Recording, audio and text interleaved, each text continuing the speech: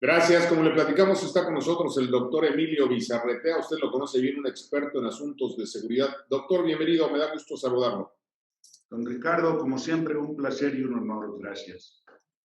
Doctor, pues siguen moviéndose los temas de la violencia. Recientemente vimos a una discusión en el Senado de la República en donde el presidente propone que la Guardia Nacional finalmente tenga mandos militares. ¿Qué significa esto? Se ha hablado mucho de la militarización.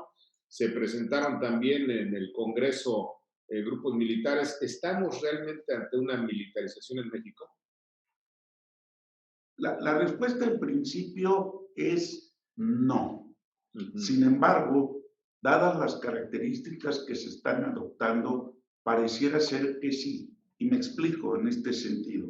Sí. Miren, los temas de la militarización tienen que ver precisamente con la solicitud, el ingreso, la participación en tareas que no necesariamente corresponden a los militares, a las Fuerzas Armadas, sean en este caso en específico, el Ejército de Tierra, el Ejército de Mar, la Armada de México, la Guardia Nacional y la Fuerza Aérea Mexicana en el esquema que tenemos en la actualidad. La verdad es que las distintas tareas que se les han asignado y que se legitimaron y legalizaron después con la salida del Plan Nacional de Desarrollo no la han solicitado los militares. Esto es muy importante hacer notar, porque sí hay una distinción entre lo que el comandante supremo tiene, que es el presidente de la República, y las tareas de las Fuerzas Armadas. Las Fuerzas Armadas cumplen las órdenes que les da su comandante supremo. En este caso, el poder civil es el que le pide al poder militar que le ayude en tareas que corresponden a los civiles y que el presidente ve que no le cumple, como lo ha estado haciendo en términos de emitir acuerdos, dictados, señalamientos, cambios en su estructura del poder civil. Los militares van a estar siempre atentos y cumplirán sus misiones en la medida de lo posible con los recursos y disponibilidades que tengan. Eso es un hecho. Si eso es militarización, en efecto, estamos en una militarización, porque van ya más de 30 actividades que no están contempladas en las atribuciones que les corresponden a las Fuerzas Armadas de manera tradicional. Es decir, no tienen nada que ver con lo que la Ley de Seguridad Nacional atribuye a las Fuerzas Armadas o a las instancias de seguridad en ese término. Este es un tema que sí cuesta trabajo capturar de inmediato porque es un todo, es un constructo social, para usar estas palabrejas que a veces no me gustan, pero que tienen que ver, en donde la visión del presidente, que evolucionó, ustedes lo recuerdan, lo hemos dicho en otros programas e intervenciones, de un discurso del odio hacia las Fuerzas Armadas a un discurso amoroso, en donde pues ya no sabe qué hacer. ¿Por qué? Porque claro que son las únicas que en este momento, aparte de que le hacen caso, cumplen con todas las consideraciones que las funciones les están dando.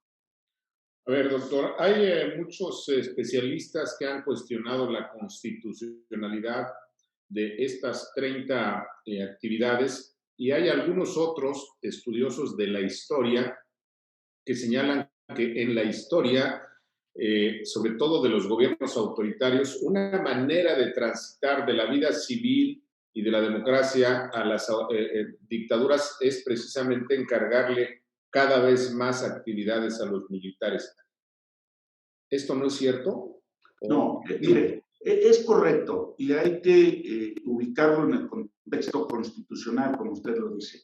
Cuando surge el proyecto de reforma constitucional de la Guardia Nacional, se dice con mucha claridad, es una Guardia Nacional similar a una policía civil de acercamiento con la sociedad. No dice que es una policía militar, dice que va a recuperar la doctrina, la formación, la especialización en términos militares que le sean idóneos a su formación, pero no dice que serán los militares los que van a atender esa función y atribución. Eso es lo que dice la reforma constitucional. En eso están. Incluso se ha dado un cabildeo. El secretario de la Defensa ha asistido a reuniones con las fracciones parlamentarias en el Congreso para explicar ello. Ese es un tema que habrá de discutirse igual. Esperemos que no caigamos en un mal uso del debate parlamentario abierto en términos de una discusión como lo que está ocurriendo en la reforma eléctrica o la contrarreforma o la iniciativa de reforma, que no nos está dando la luz que necesitamos. Este es un tema delicado, don Ricardo, y a todo el auditorio hay que decirlo, que debemos de tener la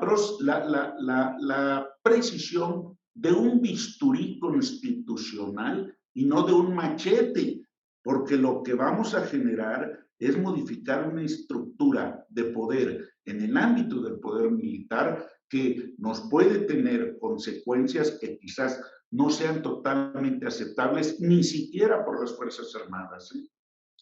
A ver, doctor Bizarreta, el presidente ha dicho que encarga a los militares en distintas tareas, sobre todo la razón fundamental es por la corrupción, pero hay muchas demandas, muchas denuncias, señalamientos de que también en los militares hay mucha corrupción, hay violación de derechos humanos, etcétera. ¿Cómo vamos a resolver eso si no se ha atendido estas demandas, doctor?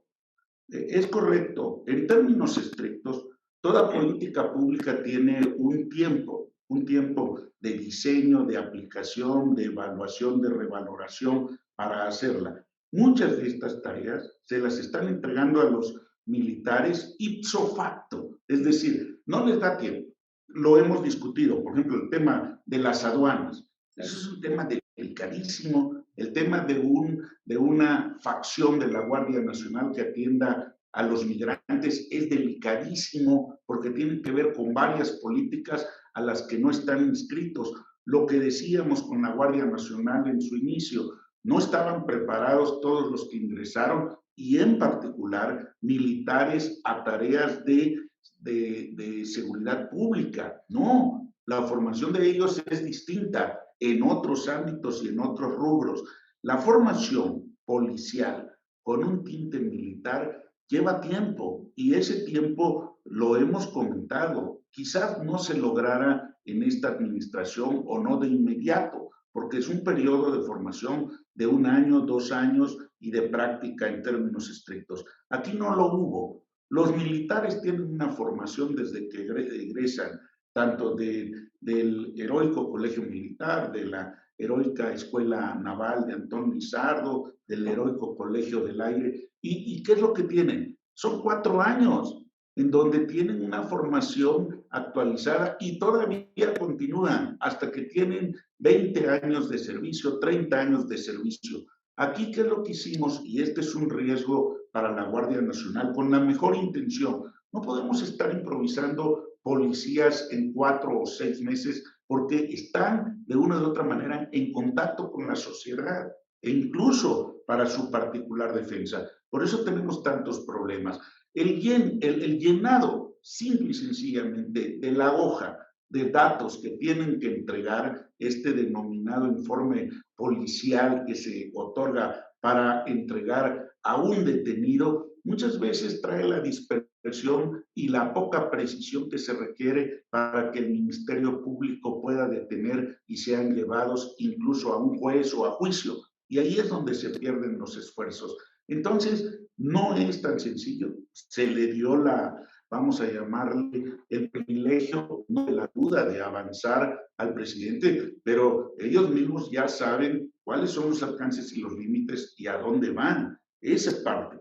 Hace unos días, 2 semanas, usted recuerda que hubo ahí en las redes que el secretario de Marina le había respondido a la misma secretaria de Seguridad, pues que esas no eran sus atribuciones de andar llevando el tianguis del bienestar. ¿Por qué razón? Porque hay un proceso de formalización y de preparación.